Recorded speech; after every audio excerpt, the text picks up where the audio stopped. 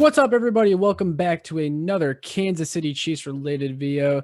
Today, I am joined by a very special guest, friend of mine. We both write for kckingdom.com. You can check out more of our work there, but I'm joined by Michael Darcy. Michael, say what's up to everyone. What's up, everyone? Subscribe to Josh if you haven't already. Yeah, and everyone subscribe to KC Sports Report if you haven't done so already. I'll link that in the description as well as his social medias. But anyway, Michael, I brought you on today because I wanted to talk defense a little bit today. So as you've probably heard, the Kansas City Chiefs did not sign Melvin Ingram, the free agent defensive end that a lot of people clamored for, Yes. including me. Like, I would have liked the signing. It's not a deal breaker or anything. Like, there's still they still have chances to try and add someone that can add a little bit of juice to their defensive end room. But he went to the Steelers today on a 1-year deal. I'm not sure I ever quite saw the money he got paid. I'm really hoping it's not. I didn't either. Yeah, I'm really hoping it's not something where I look at it and I go, man, why couldn't the Chiefs do that? But anyway, I wanted to get your thoughts on Melvin Ingram signing elsewhere. Were you wanting the Chiefs to maybe take a shot on him? And now that he's gone, are you a little bit worried, or do you still want to add someone to this defensive end room? You know, he was a guy that a couple months ago I was really kind of vouching for. I wanted the Chiefs to pick him up because this is before the stuff. I mean, and the new draft, they're really big question marks. And outside of Taco Charlton, you don't really have that definitive number 2 pass rusher. Some might say the definitive number 1 pass rusher behind Chris Jones because Frank Clark's not been that guy. But I think that, honestly, I kind of came to the realization about a week after that, because we initially brought him in for a visit and nothing ended up materializing. I kind of came to the conclusion there that I didn't think the Chiefs were going to do anything about him, and I didn't think the Chiefs were going to pick anybody else up, just because I feel like Brett Veach, and don't get me wrong, I love the dude.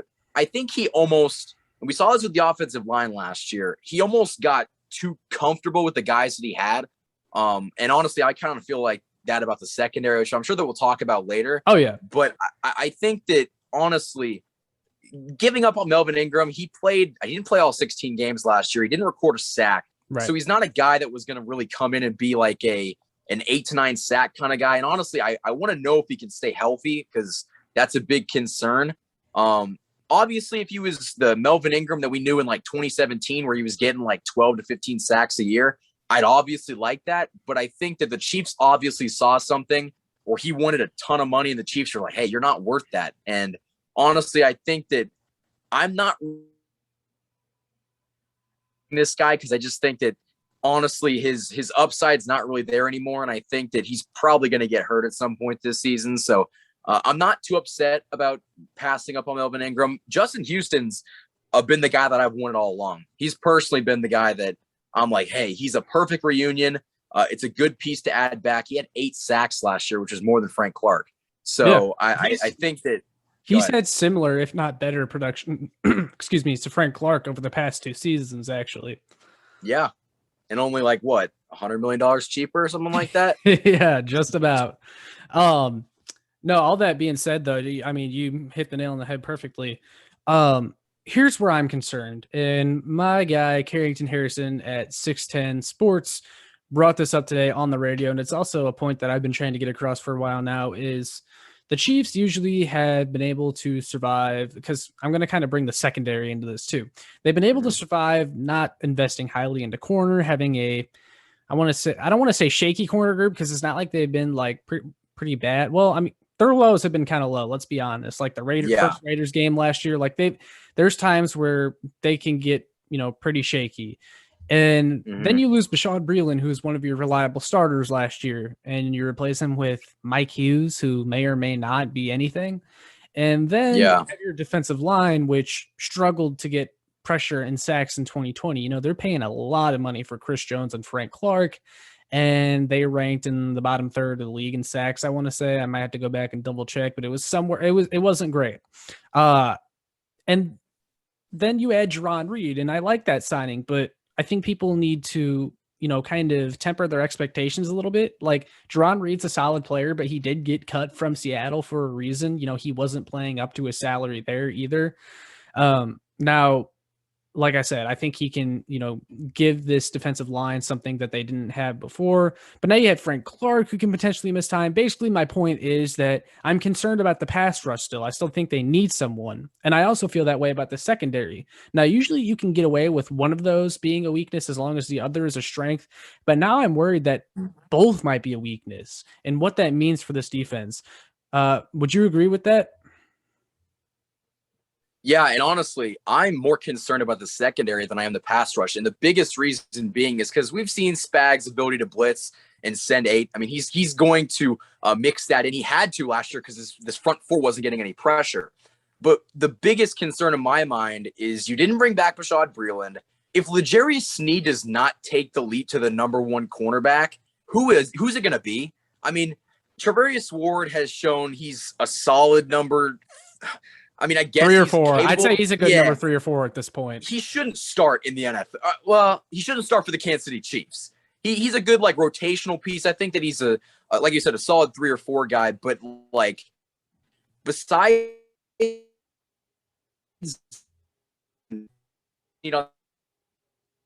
in the slot, you got L'Jarius Sneed on one side, probably Mike Hughes in the slot, and then either DeAndre Baker or Charvarius Ward on the other side. I would like to see what we have in DeAndre Baker because he's a younger guy and he's got a lot of upside. But at the same time, we can't really count him in on anything. And Charvarius Ward, you're talking about that Raiders game last year. He's always the guy that gets beat.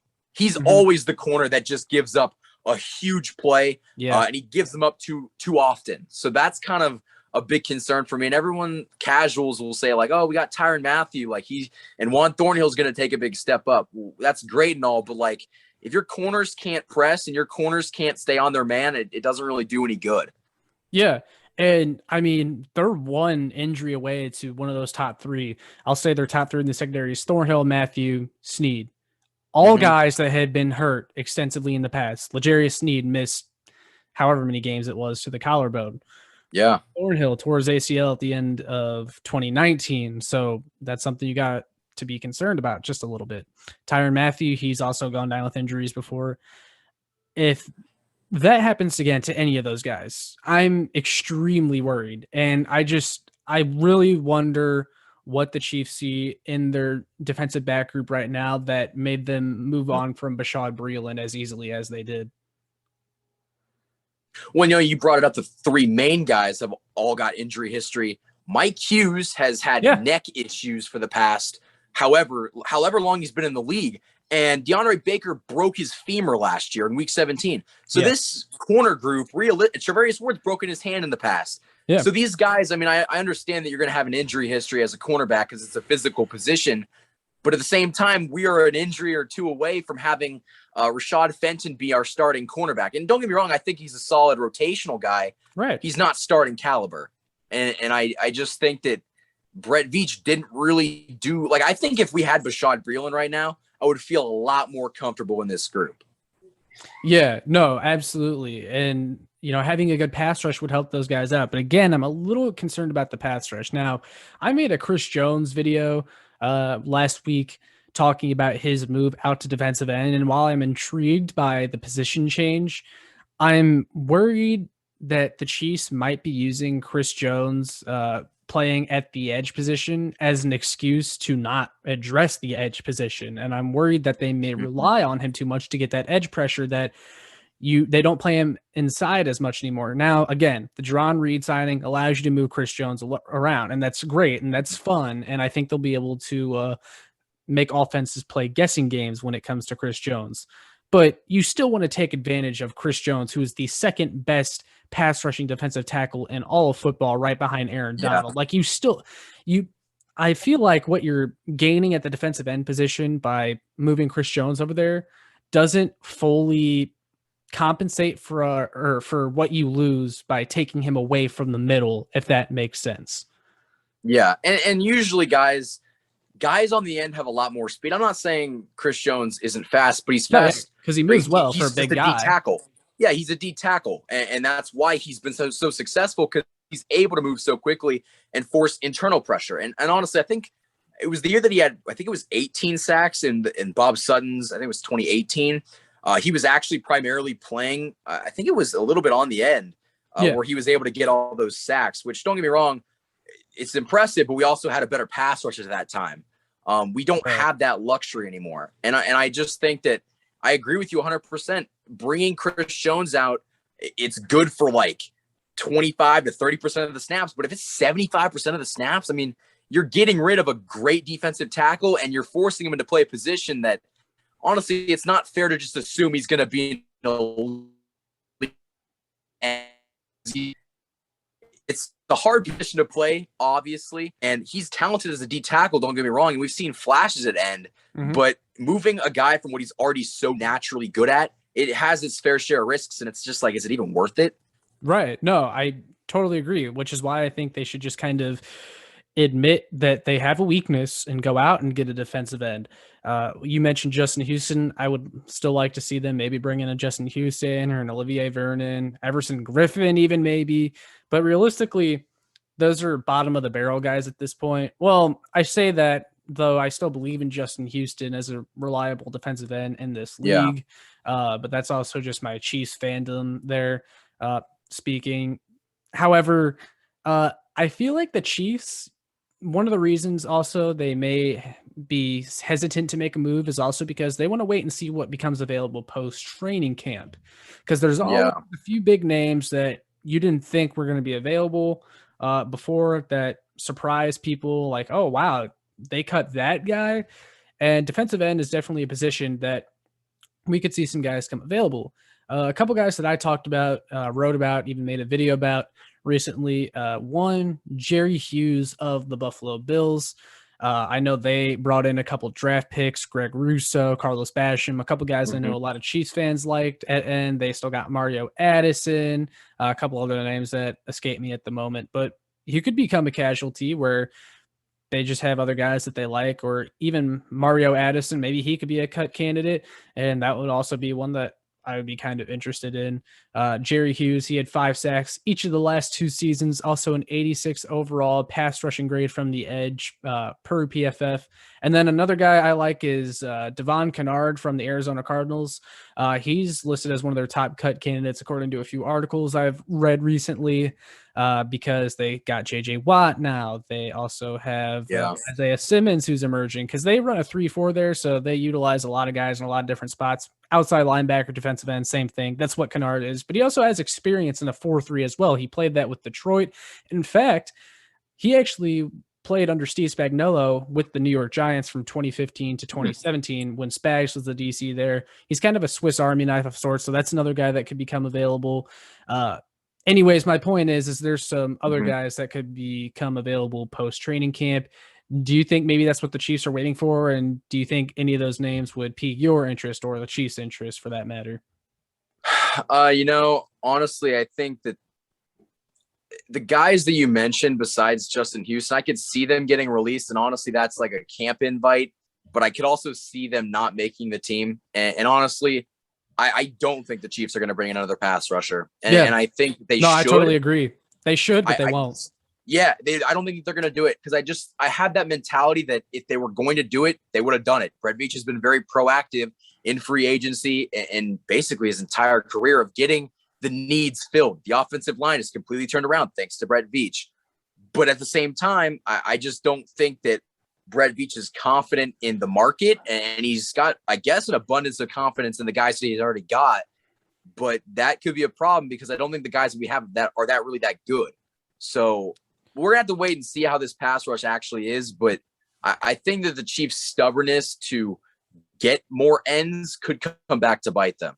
Yeah, and that was my whole premise for making this video with you, is that I'm just worried about this defense. I've seen a lot of talk. People think that they can be a top 10, top 7 defense. Like I don't see it. I mean, I don't want to say they got worse than last year, but I don't want to say that they got better either, because they lost a starter in Bashad Breeland. They lost Tana Passanio, lost Alex Okafor, didn't replace him with anything.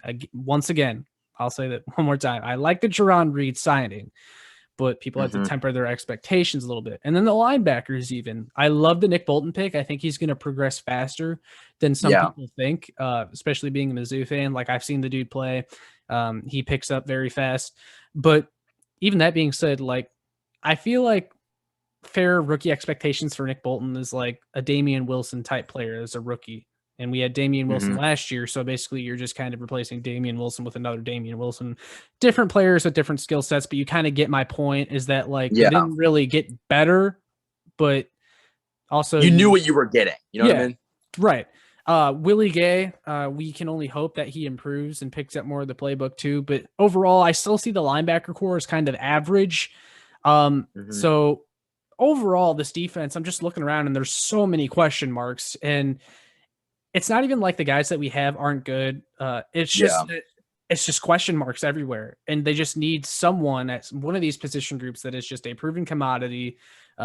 Maybe their best days might be behind them, but they're at least a veteran presence, somebody like that. So I was just a little bit worried about the defense heading into training camp. And I think this is a big part of the offseason for the Chiefs in training camp for everyone that's going. I know you said you plan on trying to go up there. I'm going to try to go up there. My eyes are going to be on the defense and see who emerges among those groups that we talked about. And I also mentioned this to Lucas in the video we made last week. A lot of their UDFAs that they brought in are on the defensive side of the ball, particularly in the defensive backfield. They have a lot of UDFA DBs on this training camp roster, and I'm wondering if maybe one of them sneaks their way onto the team. I'm not gonna lie, if that was their strategy opposing to drafting one, I kind of hate that. I'm not gonna lie. I know that the safety and the cornerback group wasn't that good in this draft class, but like if you're banking on UDFAs, that's not a good strategy to have. Like I know Travarius Ward was a UDFA and the Cowboys brought him on. We traded for him and look where he is. But in all likelihood, a UDFA is not going to get substantial. I mean, we had a 7th round draft pick in Bo Peep Keys, who hasn't even really sniffed the field. So what makes you think a UDFA is going to do that? So it's just like, I hope that wasn't them compensating for losing Bashaud Breeland. I really do. Because that's just a poor strategy to have. And honestly, you mentioned it. I think that right now, if in a perfect world, if everything held up, this Chiefs defense would probably be a top 11 to 12 defense. But I kind of go into every season just expecting a couple guys to get hurt. And hopefully it's not for the entire season. But I just think that you're like 2 injuries away on paper from having a completely different defense. I mean, what happens if Chris Jones gets hurt? What happens if Tyrann Mathieu tears his ACL? I mean, God forbid. I mean, if that happens, you got Daniel Sorensen and Juan Thornhill, the only 2 guys you got roaming back there. I mean, who's your 3rd and 4th option?